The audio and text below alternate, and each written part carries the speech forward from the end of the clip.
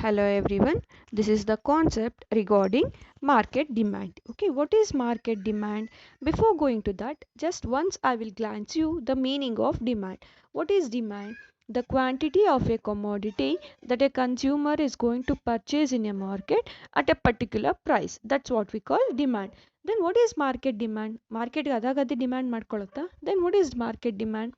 So market demand refers to the ನೀವು ಮಾರ್ಕೆಟಲ್ಲಿರುವಂಥ ಎಲ್ಲ ಇಂಡಿವಿಜುವಲ್ಸ್ ಆ ಒಂದು ಪ್ರಾಡಕ್ಟ್ಗೆ ಏನು ಡಿಮ್ಯಾಂಡ್ ಮಾಡ್ತಿರ್ತೀರಾ that's what we call market demand. Okay, for example ಈ ಕೋಲಾರಲ್ಲಿ ಟೊಮೆಟೊ ಮಾರ್ಕೆಟ್ ಇದೆ ಅಂದಾಗ ಆ ಟೊಮೆಟೊ ಮಾರ್ಕೆಟಲ್ಲಿರುವಂಥ ಪ್ರತಿಯೊಬ್ಬ ಕನ್ಸ್ಯೂಮರು ಆ ಟೊಮ್ಯಾಟೊಗೆ ಏನು ಡಿಮ್ಯಾಂಡ್ ಮಾಡ್ತಿರ್ತಾನೆ that's what we call market demand for the product. Okay, so market demand refers to the this is a total of individual demand, or market demand refers to the total demand by all the individuals in a market for a product is called market demand. Okay, for example ಈಗ ನೀವೇನೋ nail polish ತೊಗೊಳಕ್ಕೆ ಹೋಗಿದ್ದೀರಾ ಅಂದಾಗ, so nail polish for example Lakme ಏನೋ ಒಂದು nail polish ತೊಗೊಳಕ್ಕೆ ಹೋಗಿದ್ದೀರಾ ಅಂದಾಗ, ಸೊ ಆ ನೇಲ್ ಪಾಲಿಶ್ ಎಷ್ಟೊಂದು ಜನ ಯೂಸ್ ಮಾಡ್ತೀರಾ ಅಲ್ವಾ. ಸೊ ಆ ನೇಲ್ ಪಾಲಿಶ್ಗೆ ಇವಾಗ ಪೂಜಾ ಡಿಮ್ಯಾಂಡ್ ಮಾಡ್ತಿರ್ತಾಳೆ, ಮೋನಿಶಾ ಡಿಮ್ಯಾಂಡ್ ಮಾಡ್ತಿರ್ತಾಳೆ, ಸುಜಾತ ಡಿಮ್ಯಾಂಡ್ ಮಾಡ್ತಿರ್ತಾಳೆ, ದೀಪ್ತಿ ಇವರೆಲ್ಲ ಡಿಮ್ಯಾಂಡ್ ಮಾಡ್ತಿದ್ದಾರೆ ಅಂದಾಗ ನೀವೆಲ್ಲ ಡಿಮ್ಯಾಂಡ್ ಮಾಡ್ತಿರೋ ಅಂಥ ಆ ಪ್ರಾಡಕ್ಟ್ಗೆ ಡಿಮ್ಯಾಂಡ್ ಏನಿದೆ that's what we call market demand. Okay, and even boys ಅಂತ ತೊಗೊಂಡಾಗ ನೀವು ತುಂಬ ಡಿಮ್ಯಾಂಡ್ ಮಾಡುವಂಥ ಪ್ರಾಡಕ್ಟ್ಸ್ ಯಾವುದು ಮೊಬೈಲ್. ಓಕೆ, ಸೊ ಆ ಮೊಬೈಲ್ ಅಂತ ತೊಗೊಂಡು ಹೋದಾಗ ಆ ಮೊಬೈಲ್ಗೆ ನೋಡಿ ಈಗ ದುರ್ಗಾ ಪ್ರಸಾದ್ ಏನು ಡಿಮ್ಯಾಂಡ್ ಮಾಡ್ತಿದ್ದಾನೆ, ದೆನ್ ಆದರ್ಶ್ ಏನು ಡಿಮ್ಯಾಂಡ್ ಮಾಡ್ತಿದ್ದಾನೆ, ದರ್ಶನ್ ಏನು ಡಿಮ್ಯಾಂಡ್ ಮಾಡ್ತಿದ್ದಾನೆ, ಇದೆಲ್ಲದನ್ನು ಒಟ್ಟಿಗೆ ಸೇರಿದ್ರೆ ಆ ಮೊಬೈಲ್ಗೆ ಎಷ್ಟು ಡಿಮ್ಯಾಂಡ್ ಇದೆ ಅಂತ ಗೊತ್ತಾಗುತ್ತೆ. That's what we call market demand. Okay, so market demand refers to the total of individual demand, or market demand refers to the total demand by all the individuals in a market for a product is called market demand. Okay, so how we will get this? So this is will get by adding up horizontally.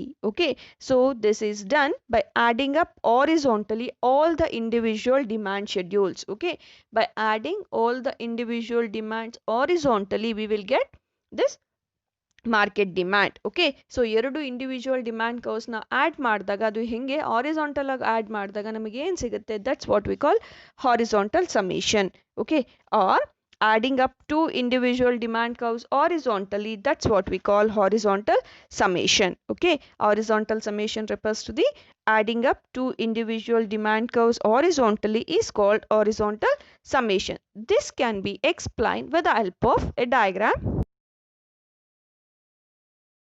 Here you can see that here A's demand, B's demand. Okay, ಇಲ್ಲಿ ಇಬ್ಬರು ಕಸ್ಟಮರ್ಸ್ನ ತಗೊಂಡಿದ್ದೀನಿ, that is A and B ಅನ್ನೋ customers ಇದ್ದಾರೆ. When you can see that there are two demand curves. Okay, ಇಲ್ಲಿ ಎರಡು demand ಕರ್ವ್ನ ನಾನು ನಿಮಗೆ ಶೋ ಮಾಡ್ತಾ ಇದ್ದೀನಿ. ಒಂದು A demand and another one is B demand.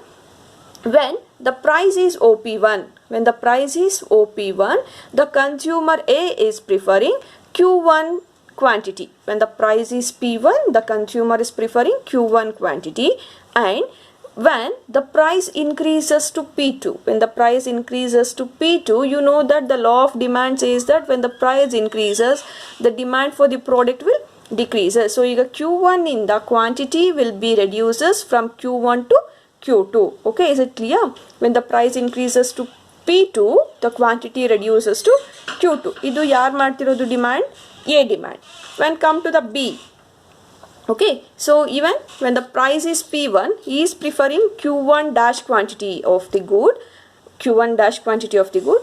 And when the price increases to P2, even he is also going to reduce his quantity from Q1 dash to Q2 dash. Okay, so from this we can see that so when the price increases, the demand for the product will decreases. ಹೌದಲ್ವಾ? when the price ಜಾಸ್ತಿ ಆಗ್ತಾ ಹೋಗ್ತಿದ್ದಾಗ demand ಕಮ್ಮಿ ಆಗ್ತಾ ಬರ್ತಿರತ್ತೆ.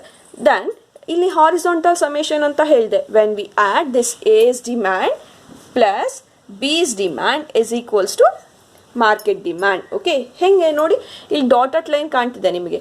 So this dotted line shows the horizontal summation. A ಅನ್ನೋ person, B ಅನ್ನೋ person ಎರಡರ ಡಿಮ್ಯಾಂಡ್ನ add ಮಾಡಿದ್ರೆ ದಟ್ ಈಸ್ ಮಾರ್ಕೆಟ್ ಡಿಮ್ಯಾಂಡ್. ಈಗ ನೋಡಿ ಅಟ್ P1 ಪ್ರೈಸಲ್ಲಿ P1 ಪ್ರೈಸಲ್ಲಿ ಮಾರ್ಕೆಟ್ ಡಿಮ್ಯಾಂಡ್ ಎಷ್ಟಿದೆ? Q1 ಪ್ಲಸ್ Q1 ಡ್ಯಾಶ್ ಅಷ್ಟಿದೆ. Market demand is Q1 plus Q1 dash. Okay, and when the price increases to P2, the market demand also reduces to Q2 plus Q2 dash, Q2 dash plus Q2 dash. Okay, so quantity ಇಲ್ಲಿಗೆ decrease ಆಗ್ತಾ ಬಂತು. ಯಾಕೆ decrease ಆಗ್ತಾ ಬಂತು? Due to the change in the price. Okay, so ಇದು clear ಆಗಿದೆ ಅನ್ಕೋತೀನಿ ನಿಮಗೆ, ಹೌದಲ್ವಾ? So market demand refers to the total demand by all the individuals in a market. That's what we call market demand. What is market demand? Total demand by all the individuals in a market for a product. That's what we call market demand. So ಇಲ್ಲಿ horizontal summation ಅಂತ ಹೇಳಿದೆ. What is horizontal summation?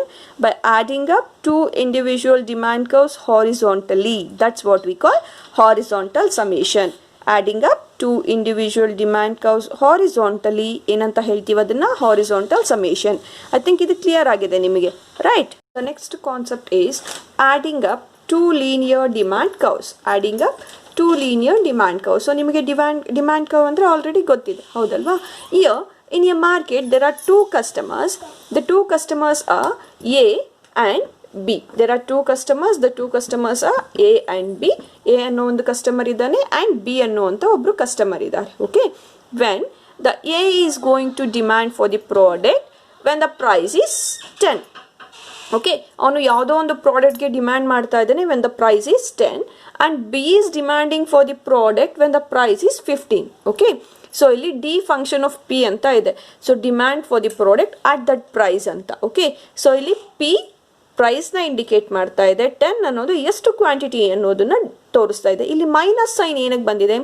This minus sign shows the inverse relationship between price and quantity. Okay, it shows the inverse relationship between price and quantity, and this B customer is going to demand for the product when the price is 15. 15 ರೂಪಾಯಿ ಇದ್ದಾಗ ಅವ್ನು demand ಮಾಡ್ತಾ ಹೋಗ್ತಿದ್ದಾನೆ. when we add this two, ಇದೆರಡನ್ನು add ಮಾಡಿದಾಗ linear demand obtain ಆಗ್ತಾ ಹೋಗುತ್ತೆ. Okay, so ಇದನ್ನು 10 ಮೈನಸ್ ಪಿ, ಇದು ಯಾರು ಮಾಡ್ತಿರೋದು? A's demand, and 15 minus P B's demand. Okay, when we add this we will get market demand. Okay, you know that PP, so ಇಲ್ಲಿ 1 ಇರುತ್ತೆ ಅಂತ ನಿಮಗೆ ಇದು ಗೊತ್ತಿದೆ ಅಲ್ವಾ? So 1 1 2, so 2P sign will be the same, minus then 10 plus 15 25. so market demand is 25 minus 2P. okay, so ಇದನ್ನ ಏನಂತ ಹೇಳ್ತೀವಿ? adding up two linear demand curves. This is what we call adding up two linear demand curves anta helta hog. Here in a market, for second example, there are two customers. Okay, the customer 1 and customer 2. Okay, here I have written that, so first customer is demanding for the product when the price is 20. Okay, so when the price is 20 is going to demand 20 units of the product. So when the price is lesser than or equals to 20, ಅವನು demand ಮಾಡ್ತಾನೆ ಯಾವಾಗ ಆ product price 20ಕ್ಕಿಂತ ಕಮ್ಮಿ or 20 rupees ಇದ್ದಾಗ. and is not going to demand any product, when the price is greater than 20. ಅವನು price greater than 20 ಇದ್ದಾಗ is not going to demand for any product. okay, ಇದು A customer. then B ಅನ್ನೋ ಒಂದು customer, so he is going to demand for the product when the price is 30. okay, 30 ಇದ್ದಾಗ he is going to demand for the product when the price is he is going to demand for the product 30 units of quantity when the price is lesser than or equals to 15. He is going to demand for the product when the price is lesser than or equals to 15. and D2 is equals to 0 when, so is not going to demand any product when the price is greater than 15. 15ಕ್ಕಿಂತ ಜಾಸ್ತಿ ಇದ್ದಾಗ he is not going to demand for any product. okay, ಇದನ್ನ how we will add this in a linear manner? so now, so D P, so D function of P is equals to 20 minus P. okay, and D2 function of P is equals to 30 minus 2P. so when we add these two we will get 50 minus 3P. okay, this is what we call adding up two linear demand curves. This is what we call adding up two linear demand curves. okay, so ಇಲ್ಲಿ customer 20ಕ್ಕಿಂತ ಕಮ್ಮಿ ಅವ್ರು 20ಕ್ಕೆ equal ಆಗಿದ್ದಾಗ ಮಾತ್ರ demand ಮಾಡ್ತಾ ಹೋಗ್ತಾನೆ. When the price is greater than 20 is not going to demand. Okay, and customer B is going to demand for the product when the price is lesser than or equals to 20. Okay, so if the price is greater than 20 is not at all demanding for the product. Okay, so ಇದನ್ನ add ಮಾಡಿದಾಗ 50 minus 3p obtain ಆಗ್ತಾ ಹೋಗುತ್ತೆ.